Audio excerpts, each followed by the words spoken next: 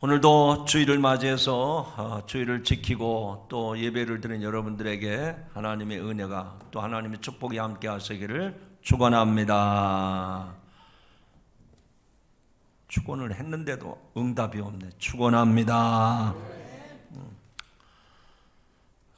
옆에 사람하고 한번 이야기하시죠. 은혜의 파도를 탑시다.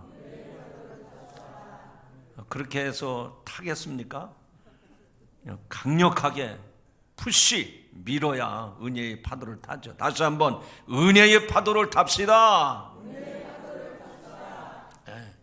그렇게 또 밀어도 안 할래요, 무서워요, 못해요 그럴 텐데 오늘 말씀을 듣고 여러분 인생에 은혜의 파도를 타시기 바랍니다. 오늘 말씀의 제목은 고난이 주는 영적인 유익입니다. 따라합시다. 고난이 주는 영적 유익. 고난을 좋아하는 사람은 아무도 없죠. 어제 음파기도에 말씀을 드린 것처럼 고난은 불청객입니다. 반갑지 않아요. 고난이 찾아왔다고 쌍수를 들어서 할렐루야 이럴 사람 한 사람도 없어요. 고난이 찾아오는 건 그렇게 기쁜 일이 아닙니다. 달가운 일이 아니에요. 그래서 우리들의 삶을 돌아보면 늘 고난이 이어집니다. 때로는 원치 않는 질병에 걸리기도 하고 때로는 경제적인 어려움을 당하기도 하고 생각지도 않았는데 불의의 사고를 당할 때도 있습니다. 하지만 이런 어려움들은 나만 겪는 고난이 아니라 모든 사람들이 다 겪고 있는 어려움이기 때문에 적어도 우리는 이런 일반적인 어려움들 때문에 하나님을 원망하거나 믿음을 저버리지는 않습니다. 왜냐하면 모든 사람들이 겪는 고난이기 때문이죠. 그러나 일반적인 어려움도 계속 반복되다 보면 힘들고 버거울 때가 있어요. 남들은 다 편안하게 잘 사는데 왜 내게는 이런 고난이, 그것도 연속적으로 고난이 내게 찾아오는가? 그래서 속상하고 그것 때문에 눈물을 쏟고 그것 때문에 마음이 무너질 때가 있습니다. 특별히 우리는 하나님을 믿는 사람이기 때문에 내가 하나님을 믿는데도 평안보다는 고난의 풍파가 계속해서 일어나고 또 기쁜 일보다는 고통스럽고 힘든 일이 많아지다 보면 내 믿음마저도 의심이 들기 마련입니다. 또한 우리는 우리가 당하는 고난이 때로는 내 죄 때문이 아닌가? 내가 하나님 앞에 죄를 많이 지어서 그런 것이 아닌가? 이런 생각이 들 때도 있습니다. 한 믿음 좋은 권사님이 계셨습니다. 그런데 안타깝게도 이 권사님은 사랑하는 두 딸을 먼저 하늘나라로 보내는 아픔을 겪었습니다. 한참 동안 시간이 지났지만 여전히 이 믿음 좋으신 권사님께서는 내가 혹시나 하나님 앞에 회개하자는 죄가 있지 않은지, 그래서 그것이 자기 마음을 무겁게 짓눌렀습니다. 내가 이런 고난을 당할 만한 죄를 범하지 않은 것 같은데 왜 하나님께서 나에게 이런 고난을 허락하시는가? 오늘 아침에도 제가 극동방송, 여러분도 뭐 들으셨겠지만 아주 너무 은혜스러운 간증을 들었습니다. 자기 아버지가 서울대 교수로 갈 수 있는 기회가 왔습니다. 그런데 그걸 내려놓고 서울의 어느 큰 교회 담임 목사로 가게 되었답니다. 그 목사님에게는 9살 그리고 11살 두 아들이 있었습니다. 그 목사님이 큰 교회에 부임해서 가시자마자 그해 여름 수련회에 두 아이들이 수련회 갔다가 간밤에 둘째 아이가 갑자기 심장마비로 9살짜리 둘째 아이가 죽은 겁니다. 그 형이 오늘 극동방송에 나와서 간증을 하는 겁니다. 지금은 당신은 몽골 선교사로 사역을 하고 있는데 왜 선교사로 가게 됐는지, 그 9살밖에 되지 않은 자기 동생이 늘 그런 얘기를 했다는 거예요. 나는 나중에 커서 아빠처럼 목사가 되고 내가 선교사가 되어서 저 나라에 나가서 나도 훌륭한 하나님의 종 선교사가 되겠다고 얘기를 했다는 겁니다. 그런데 그 어린아이가 수련회 때 갑자기 세상을 떠난 겁니다. 우리가 정말로 이해하기 어려운 고난은 우리가 선을 행했음에도 불구하고 우리에게 찾아오는 고난입니다.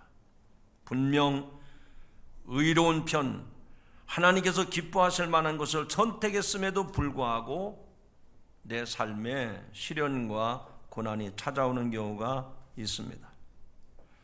내가 하나님 앞에 전적으로 의로운 삶을 살지는 않을지언정 그래도 최선을 다해서 순종하며 살고자 애썼다고 자부할 수 있는 상황임에도 불구하고 나에게 이런 혹독한 시련이 찾아올 때 과연 우리는 이런 사실을 어떻게 받아들여야 될까 하는 겁니다. 그래서 오늘 저는 이 사순절 첫 번째 주간이기 때문에 음파기도회 3일 계속하면서 거기에 같이 주제를 맞춰서 고난이 주는 영적 유익에 대해서 말씀을 드리고, 오늘 오후 은파기도회 마지막 시간에는 우리가 어떻게 이 고난의 파도를 탈 것인가 구체적인 방법을 말씀을 드릴 겁니다. 자, 오늘 말씀 고난이 주는 영적 의미를 생각하면서 첫 번째로 기억해야 될 것은 한번 따라합시다. 그리스도를 위해 받는 고난을 분별해야 됩니다. 다시 한번 읽어보시죠. 시작.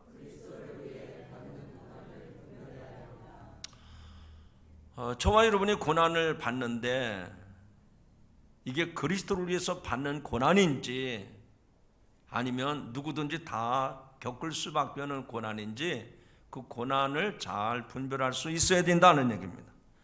오늘 말씀에 보면 사도 베드로는 이 베드로전서를 통해서 당시 고난받고 있던 교회들을 향해서 그 고난의 의미와 그 고난의 유익에 대해서 권면을 하고 있습니다. 그 모든 고난의 이유를 그리스도의 고난과 연결을 시키고 있습니다. 그리스도인들은 모든 고난은 예수 그리스도의 고난과 떼어서 생각할 수 없다는 얘기입니다. 이 말은 우리들이 고난을 겪을 때 그 고난에 대해서 바른 의미를 가져야 된다 하는 얘기예요. 제가 설교를 너무 좀 이렇게 고상한 말을 해서 좀 여러분들이 알아듣기가 좀 어렵다고 저는 느끼거든요. 그래서 일반 자연적인 대화법으로 여러분에게 말씀을 드립니다. 고난이 찾아올 때 여러분들은 내가 재수가 없어서 운이 없어가지고 내 팔자련이 이런 생각을 하면 안 된다는 겁니다. 달리 표현하면 세상 사람들이 말하는 운명론에 빠지면 안 된다 이거예요. 제가 왜 이렇게 톤이 갑자기 커진지 아십니까?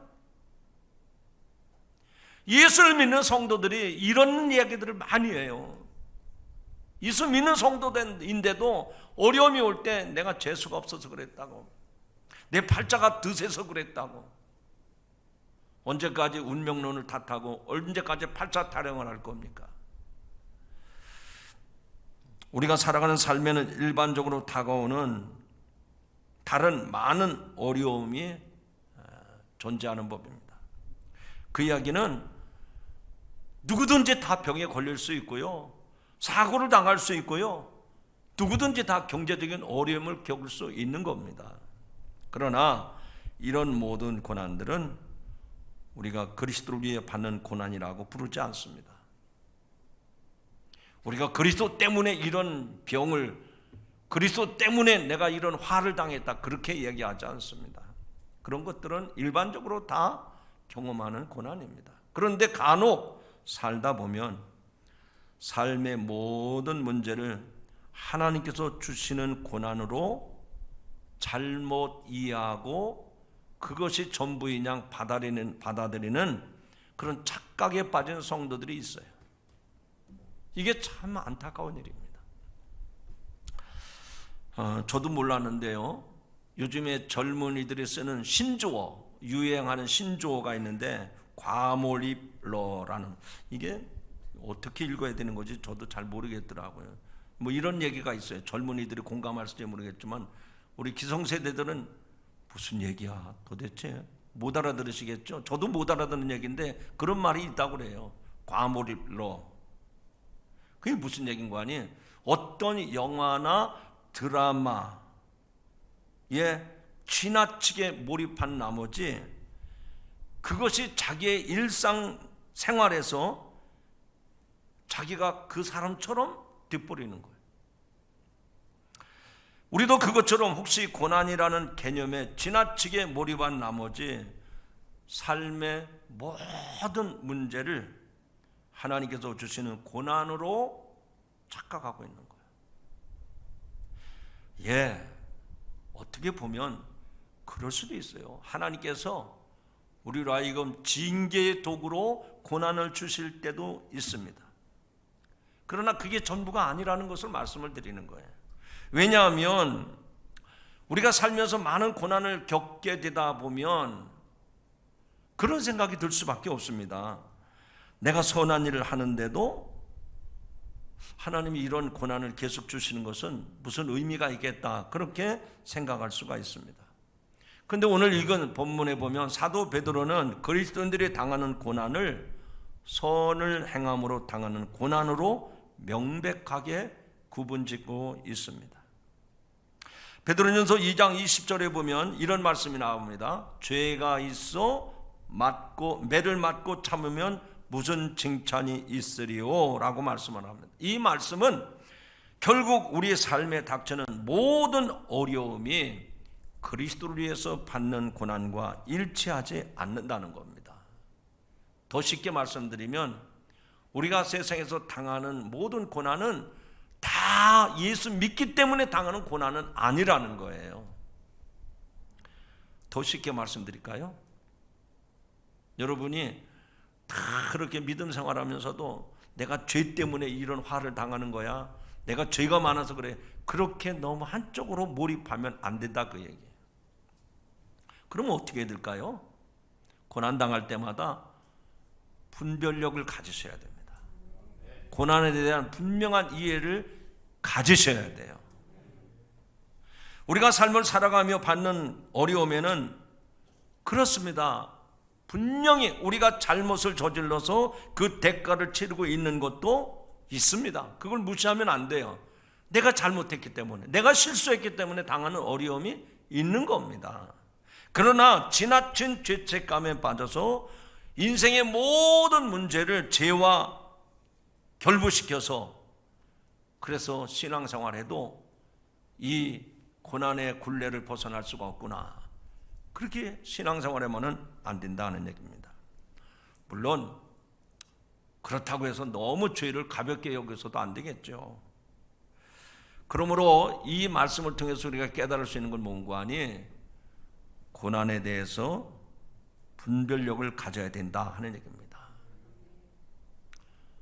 우리가 신앙생활을 하는 성도들이기 때문에 이렇게 말씀을 정리하면 여러분이 금방 이해하실 거예요. 여러분, 우리가 신앙생활할 때 시험을 많이 받습니다. 어려움을 많이 겪어요. 그런데 그 시험이 마귀가 주는 시험인지 아니면 하나님이 주시는 시험인지를 분별할 줄 알아야 돼. 마귀가 주는 시험인데도 하나님이 나를 연단하시는가 보다, 그리고 그거를 막 황소고집 가지고 밀고 나가면 안 됩니다. 그거는 무 잘라듯이 잘라버려야 돼. 왜? 마귀가 나를 넘어지게 하는 것이니까. 예수님께서 40일 금식기도 하신 다음에 마귀가 찾아서 3가지 시험을 했잖아요. 그때 예수님이 마귀하고 난상 토론을 벌였습니까? 그래, 너가 나를 지금 넘어뜨리려고 하는데 한번 따져보자. 그리고 예수님이 그 마귀를 앉혀놓고 결투하셨습니까? 아닙니다. 예수님은 하나님의 말씀으로 그 마귀들을 다 물리치셨어요. 그 이야기는 뭔가 하니 우리가 신앙생활하면서 많은 고난과 어려움이 있습니다. 시험이 있어요. 근데 이 시험이 마귀가 주는 것인지 하나님이 우리를 연단하시는 시련의 과정인지를 잘 분별할 수 있어야 된다, 그 얘기입니다. 여러분, 이 아침에 말씀을 들으시면서 하나님 저에게도 이런 분별력을 허락해 주셔서 내가 고난에 대해서 바른 이해를 가지고 믿음에 굳게 서게 하옵소서 속으로 기도하시기를 주님의 이름으로 축원합니다. 두 번째는 그리스도를 위해 받는 고난은 우리를 성숙하게 합니다. 한번 읽어봅시다. 시작. 그리스도를 위해 받는 고난은 우리를 성숙하게 합니다. 아멘. 예수 믿으면 믿는 신앙 때문에 고난을 받습니다. 화를 당할 수 있어요. 그런데 그 고난은, 그리스도를 위해서 받는 고난은 우리로 하여금 낙심하게 만들고 우리 인생을 절망의 나락으로 떨어지게 만드는 것이 아니라 우리의 신앙을, 우리의 삶을 성숙하게 만드는 거예요.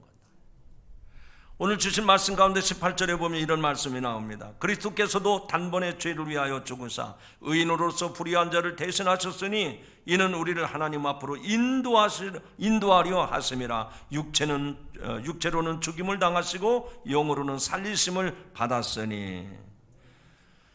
주님께서 우리를 위해서 십자가 지신 것은 우리로 하여금 예수 믿어도 별 볼 일 없구나, 우리가 믿는 선생 저분이 십자가의 죽음을 당했다니 이게 무슨 창피인가, 이게 얼마나 험악한 일인가, 그리고 신앙을 저버리고 포기하는 것이 아니라 그 죽으심을 통해서 우리를 하나님 앞으로 인도하신다는 거예요.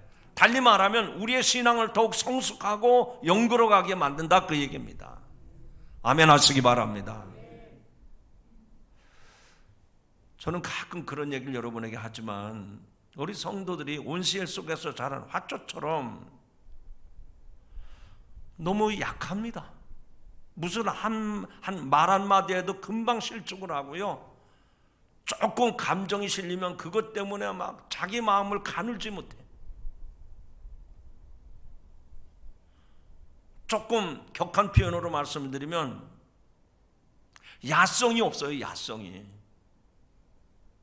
누가 무슨 말을 하든 누가 어떤 일을 나에게 가져다 주든 그런 상황 앞에서 흔들리지 아니하고 막 단단해지고 더 아주 올곧고 이렇게 돼야 되는데, 온실 속에서 자란 화초 밖에다 갖다 놔보세요. 하루를 못 견뎌요. 꽃이 시들어버리고요, 잎이 다 말라버립니다. 그런데 노지에서 자란 화초들 보세요. 비바람을 맞고 그렇게 어려움을 겪었는데도요, 꽃잎이 푸르고 향기가 진동을 합니다.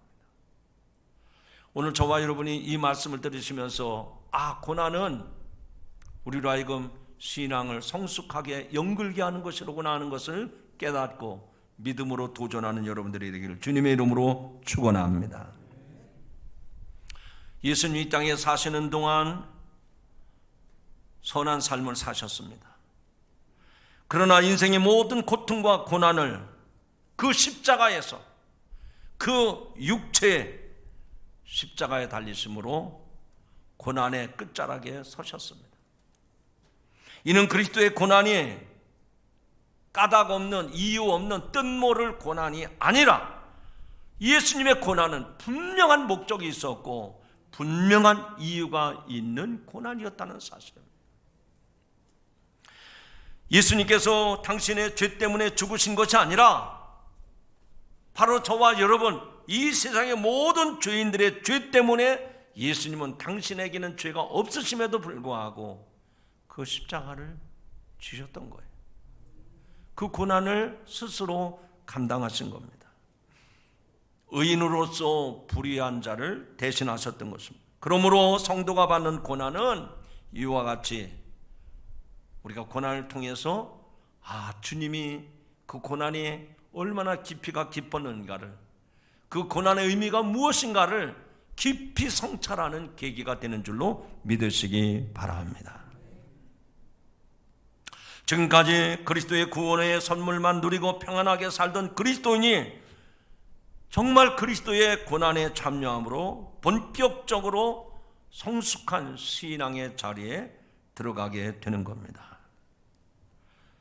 만약에 여러분의 자녀들이 마냥 어린아이인 줄 알았는데 내 자식이 다 컸구나, 그런 걸 느낄 때가 언제였습니까?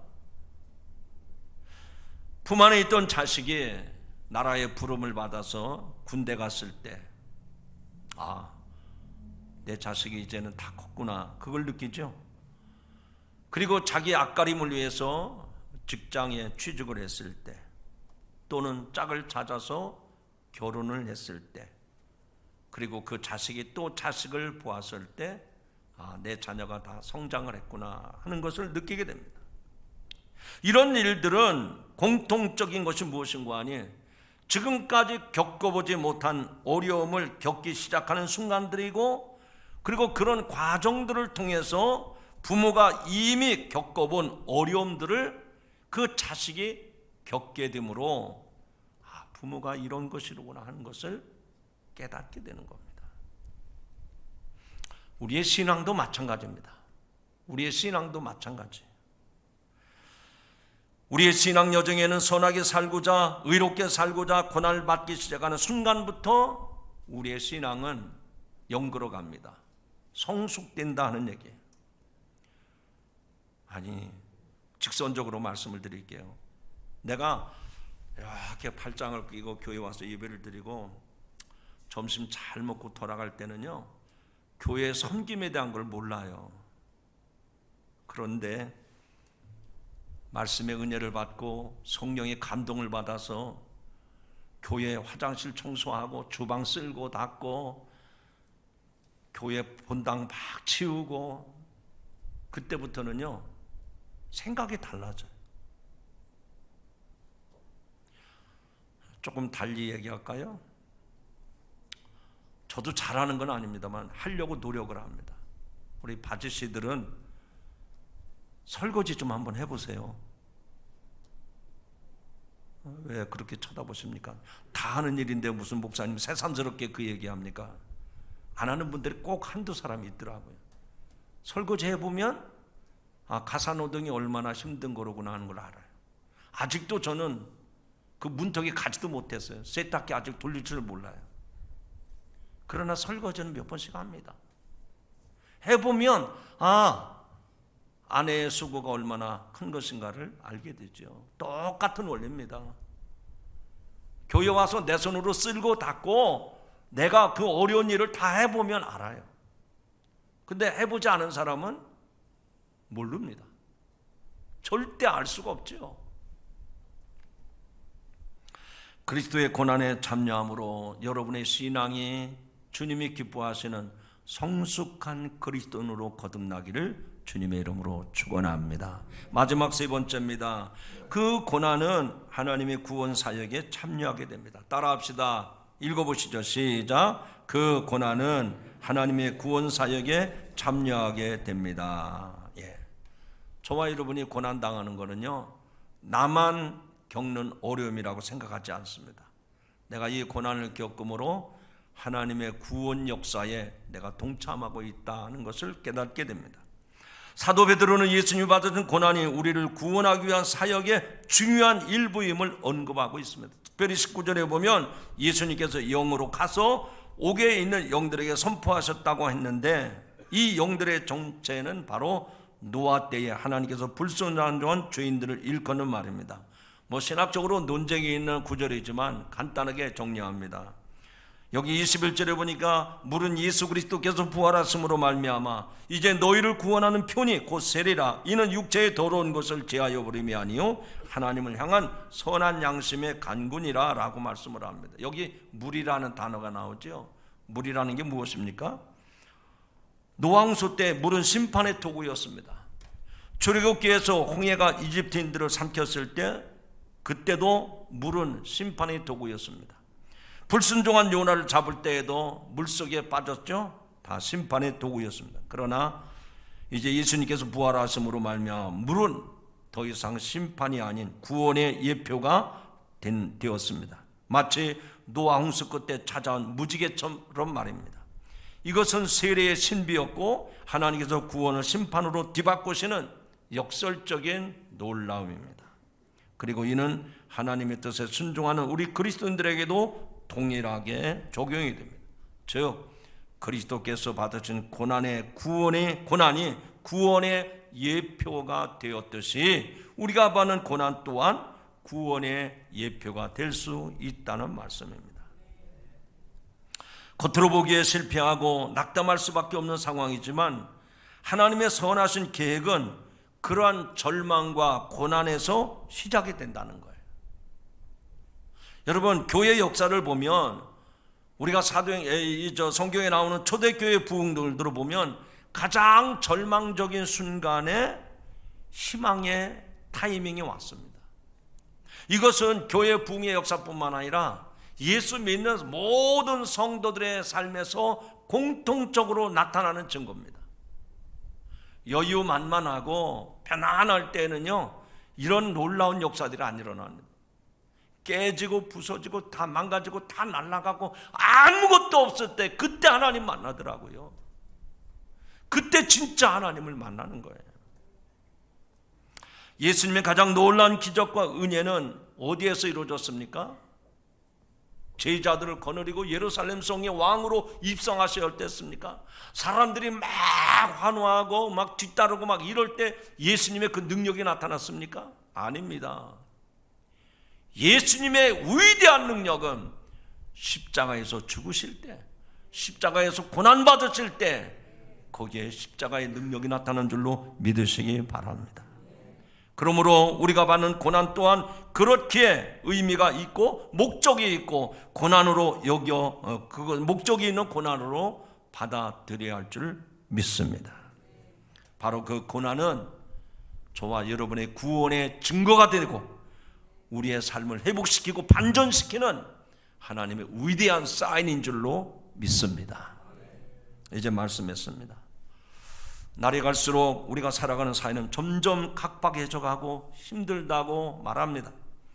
그래서 우리의 삶에는 희망과 기쁨을 찾기보다는 사람들이 움츠러들고 있습니다. 힘들고 어렵다고들 말합니다. 그래서 저는 2024년을 그런 어려움들이 물밀듯이 파도처럼 저와 여러분에게 쓰나미처럼 다가올 것은 분명할 때 어떻게 이를 극복해야 될 것인가? 우리의 능력이나 우리의 경제력으로나 우리의 실력으로 그것을 이겨낼 수가 없더랍니다. 은혜의 파도를 타기만 하면 그 파도를 멋지게 타고 하나님의 기적을 경험하게 될 줄로 믿습니다. 이제 우리는 지난 수요일부터 예수님의 고난과 죽으심을 묵상하는 사순절 기간을 보냅니다. 이 사순절의 절기처럼 우리는 긴 시간을 고난 속에서 보내야 합니다. 그러나 사순절의 끝은 고난으로 끝나는 게 아닙니다. 위대한 십자가의 승리요 부활의 아침을 맞이하게 될 줄로 믿습니다. 우리의 삶에 찾아오는 알 수 없는 고난, 아픔 역시 반드시 끝이 있습니다. 그러므로 그 고난에는 이유가 있다는 사실을 기억하시고 오늘 말씀을 통해서 고난이 주는 영적 의미를 꼭 붙들고 이 사순절 기간을 보내시기를 주님의 이름으로 축원합니다. 오늘 사순절 첫 번째 주일인데 이 고난을 통해서 우리는 그리스도의 고난에 동참하게 될 것입니다. 또 그를 통해서 그리스도의 구원과 우리 삶의 고난을 회복하고 그래서 하나님께 영광을 돌리는 그런 복된 삶이 여러분 삶 속에 이루어지기를 주의 이름으로 축원합니다. 기도하십니다. 하나님 아버지, 우리가 살아가는 세상에서는 고난이 연속이 됩니다. 즐거운 날도 있지만 눈물겨운 날도 많습니다. 내가 감당할 수 있는 일도 있지만 감당하지 못할 일도 많습니다.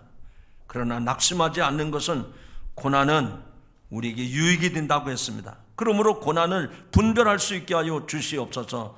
그 고난을 잘 감당함으로 말미암아 우리로 하여금 성숙하게 하옵소서. 영적으로 열매 맺게 하여 주시옵소서. 더 나아가서 하나님의 놀라운 구원 사역에 참여하는 자들이 되게 하여 주시옵소서.